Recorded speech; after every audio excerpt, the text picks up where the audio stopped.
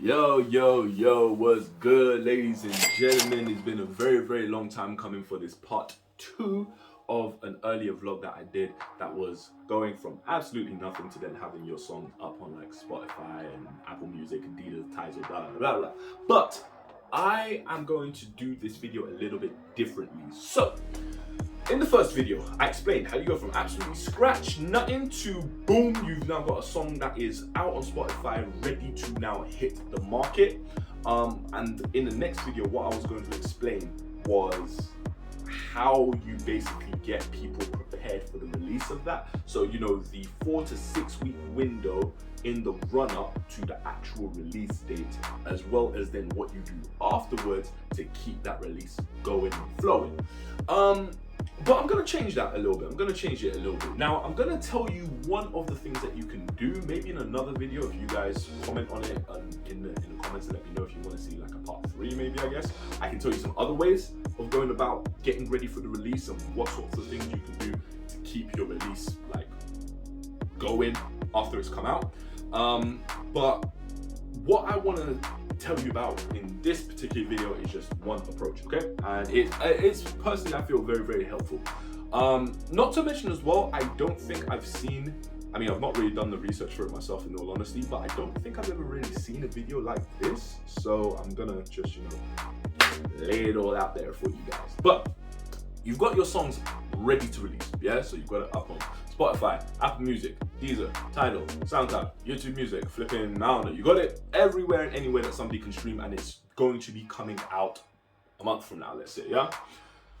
One way of being able to get people excited for your release and ready for it is if you go down the PR route, PR standing for public relations, okay? That's like, press and all that sorts of stuff. So getting people excited for your release and having like music blogs getting ready to talk about the upcoming release, getting radio stations to then feature your song and get it ready in their rotation for when it actually drops, getting Spotify playlists to be able to feature it so their listeners can then come across you as a brand new person, getting influencers to start making TikToks and yada yada, or getting ready to make some TikToks and yada yada for when the song actually comes out, so that boom, you can just ride a wave of virality. That is what you kind of want to be looking at with PR. Now, the way to, one way of going about getting that stuff is by using like a PR company, right? Those people are people that you can pay who will then be able to get that going off the ground, but I'm not going to talk about them in this video. What I am going to talk about is 2 services, PR services that can help you. Now, one of them is called SubmitHub and the other one is called MusoSoup.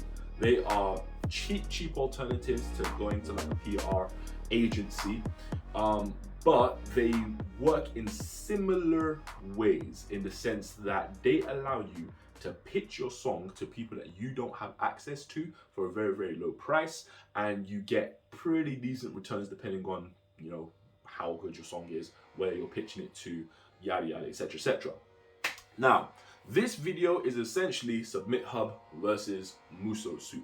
And in a nutshell, what I'm saying is SubmitHub is an absolute no-go. Do not use SubmitHub. MusoSoup, that's the fuego.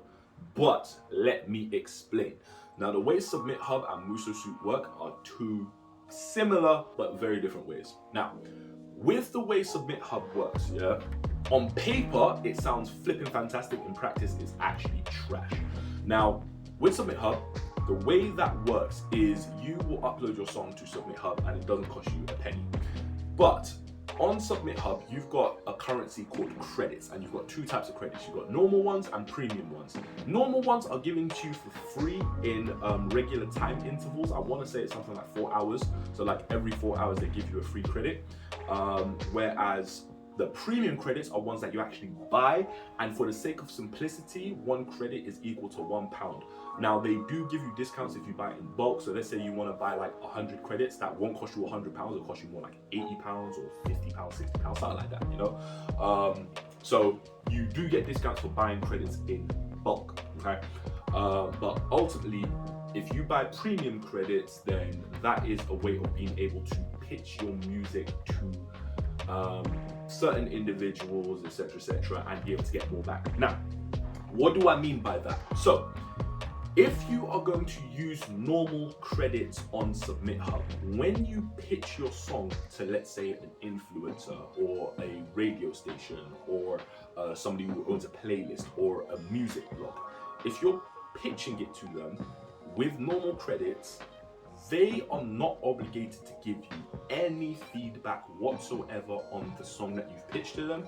They can just decide whether they like it or not and just leave it at that.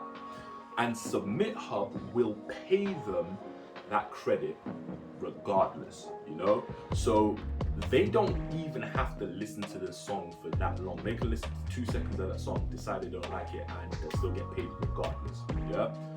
With premium credits, that forces the people that you're pitching to have to listen to the song. And you can choose one of two ways that they listen to it. So you can either choose for them to listen to 90 seconds worth of the song, and at the end of those 90 seconds, they don't have to give you any feedback. They can just decide whether they like it or not, whether they want to take it on or not. Or you can pay the premium credit and they have to listen to 30 seconds of the song, but then they have to give you some sort of feedback.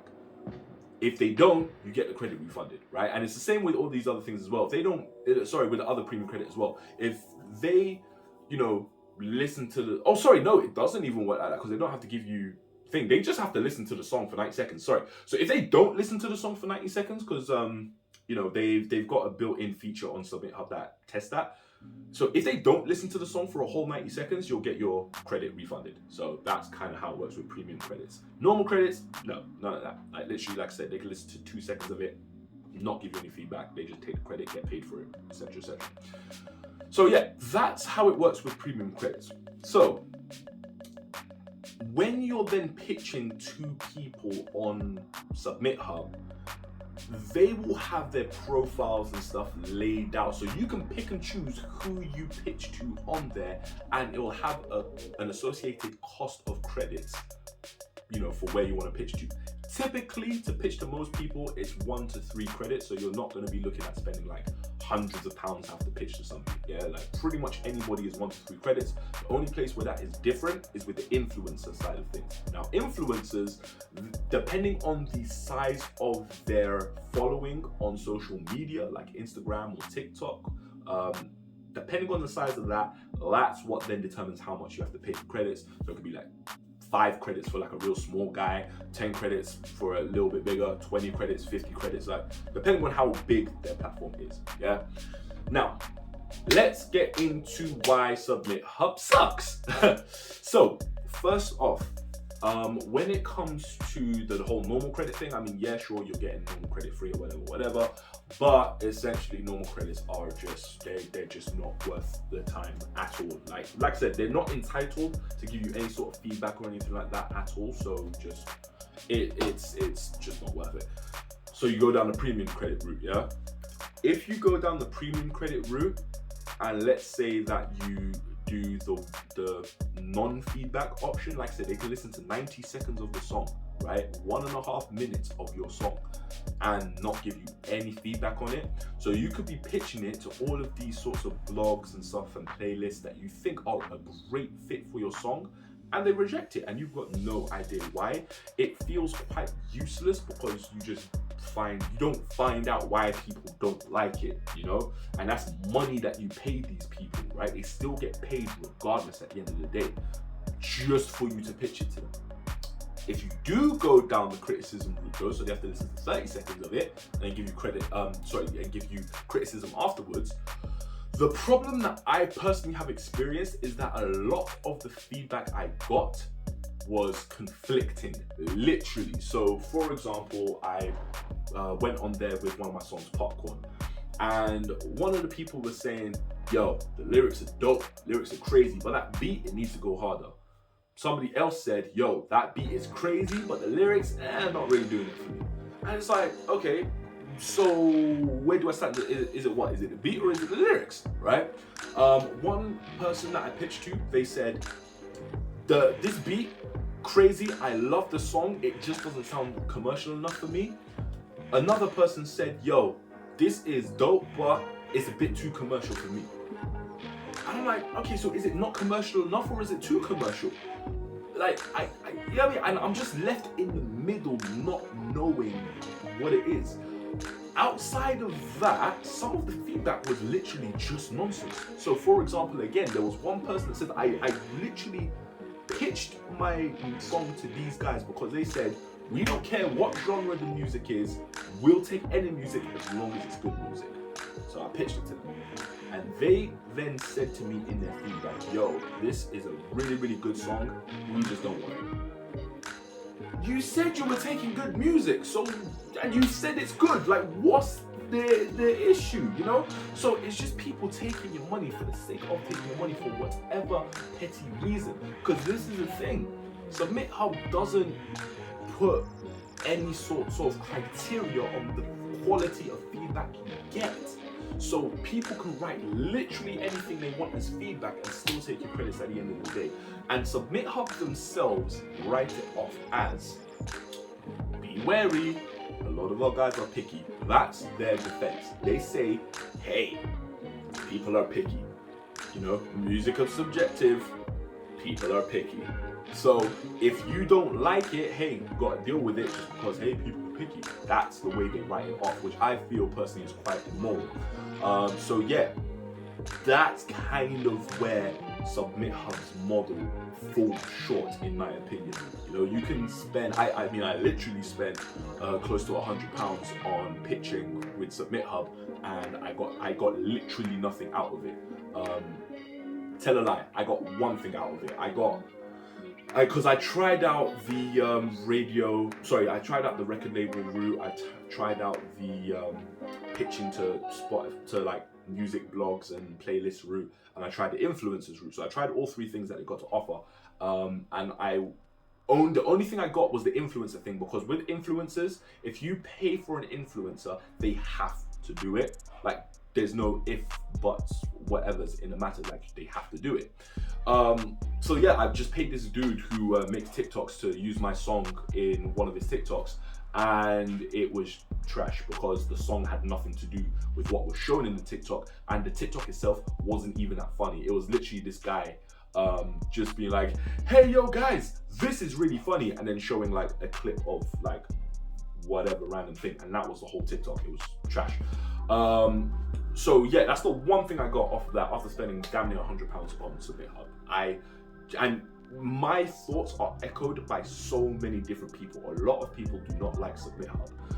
Why do people then continue to use SubmitHub? Well, it's just the fact that if you are able to actually land with SubmitHub, the returns can be pretty decent. So the types of like playlists and publications and whatnot that exist on SubmitHub are decent sized places. You know, I'm not saying that they're going to make you worldwide famous, but they definitely have decent sized audiences to pitch to that actually are reactive and responsive to what's going on with them. So kind of strategy that you need to be going into SubmitHub with is you need to essentially make your songs specifically for that particular person or organization that you want to pitch to.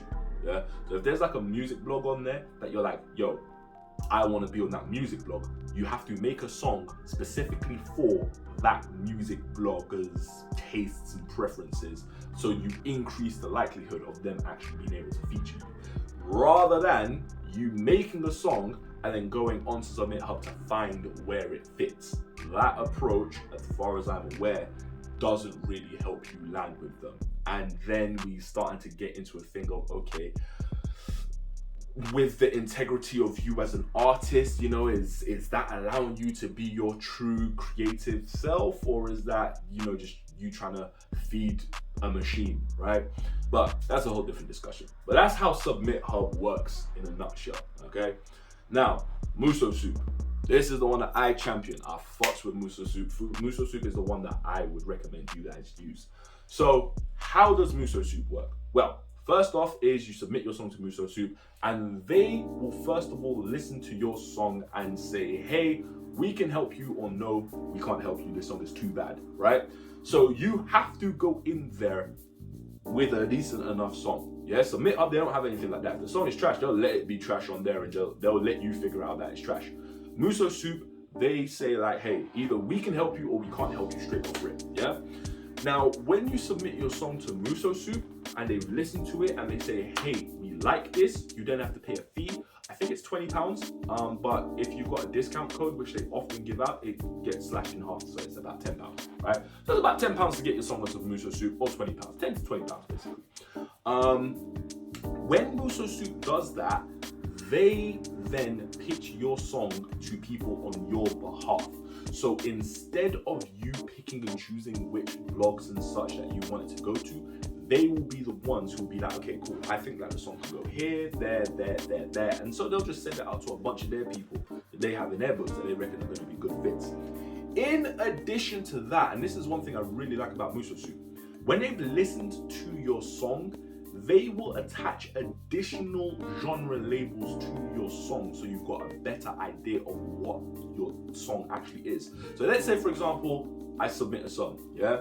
I label it as hip hop, yeah?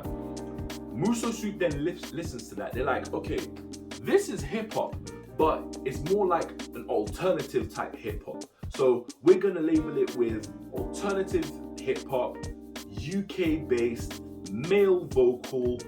They'll put all these extra tags on the music so that when they're then sending it to their panel of people and organizations and whatnot, they can send it to the people that are specifically looking for, let's say, male vocals or UK-based artists or alternative hip-hop, because it's not just hip-hop, it's all this extra stuff, right?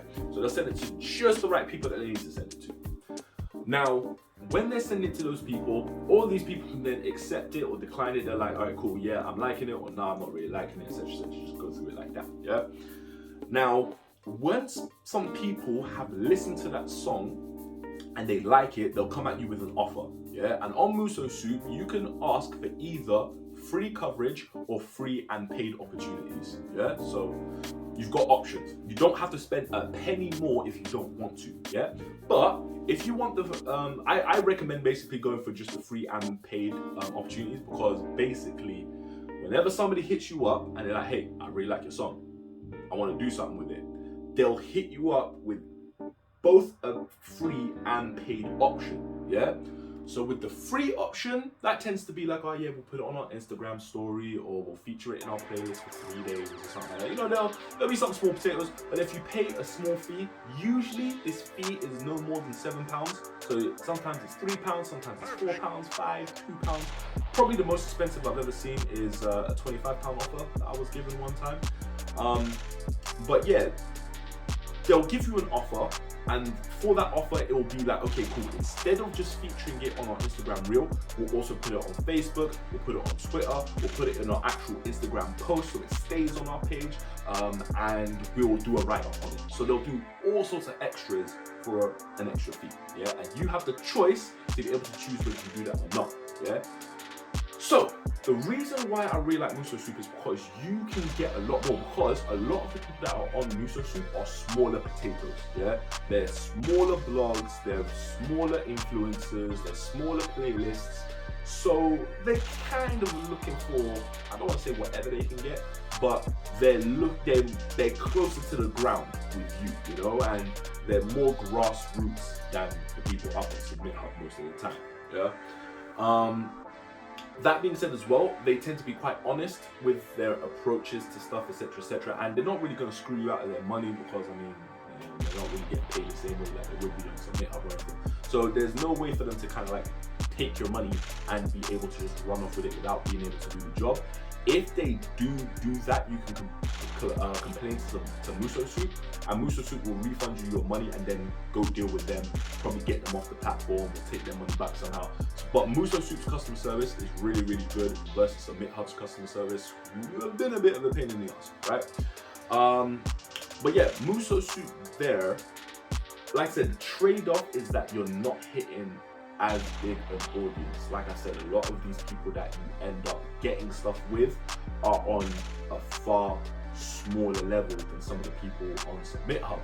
but the trade-off is that you actually land more opportunities. So on MusoSoup, again with Popcorn as an example, I pitched that to the people over there, and I got featured on so many things. I had at least like 3-4 different articles written on me. Got featured in about 5 different playlists with Popcorn, etc., etc. So I got way more stuff out of MusoSoup than I did on SubmitHub. So those are kind of your benefits and drawbacks of using each one. Now, if you are a small artist, it's really, really hard to make your money stretch at the end of the day. And a lot of the different approaches that you want to take with regards to promoting your music and getting some press out there, etc., yada yada, it will cost a lot of money to do that sort of stuff at the end of the day. So SubmitHub and MusoSoup are real cheap options to be able to take. You don't really have the money to be gambling at the end of the day, because that's what all of this really is, right? Investing in your marketing and all that sort of stuff in the run up to the release of your song. It's a gamble because you don't know what you're gonna get at the end of the day. You could invest in this stuff and it only gets 10 views more at the end of the day, versus you could put this thing out and it gets 1 million views because it goes viral. You genuinely don't know. You can only cross your fingers and hope for the best. Because I don't like to gamble with my money, I want to see something come out of my money, even if it's not that much. I want to see something for it. I personally recommend that you go with MusoSoup over SubmitHub, because SubmitHub, like, nothing is guaranteed. MusoSoup, you're pretty much guaranteed to land something. Even if it's one opportunity, you're guaranteed to land something on MusoSoup. Somebody out there will be willing to pitch to take your song and run with it, right? Whereas on SubmitHub, literally nothing is guaranteed. Absolutely nothing. No way. You literally can take this money and chuck it into the wind. And I'm not being funny, but when I've got a song like Popcorn, for example, or I've got a song like Cocoa Nuts, which are 2 songs that I've pitched on MusoSoup, they are good songs. Feel me? Those are good songs. And for people on SubmitHub to be coming back at me with all sorts of conflicting stuff on that in the feedback, like, it's like, yo, make it make sense sort of thing. You feel me? Whereas with MusoSoup, I remember when I put Cocoa Nuts up on MusoSoup, they literally labeled it as like MusoSoup banger. Cocoa Nuts got me so many different opportunities. I got so many different playlists and so many different write-ups off that. I even got write-ups in other countries. So I had people down in Brazil and stuff like that who were writing up that. I think I had 2 actually in Brazil that put me in their blogs, right? So your money will stretch a lot further for you on MusoSoup than it does on SubmitHub. That being said, the reach of where that money will go is further on SubmitHub than it is on MusoSoup. So if you do manage to land on SubmitHub, you will see more benefits out of that, most likely, right? For example, MusoSoup, you put your song out there and it goes onto a playlist. That playlist has like 50 followers, 100 followers. You go onto SubmitHub, that playlist has 7,000 followers, 10,000 followers, 50,000 followers. So, very, very different ball games that you're working with over there. But it just depends on, what you're trying to really do with that. So, that's basically everything that I wanted to say about SubmitHub versus MusoSoup as options for you to get PR in the run up to the release of your songs.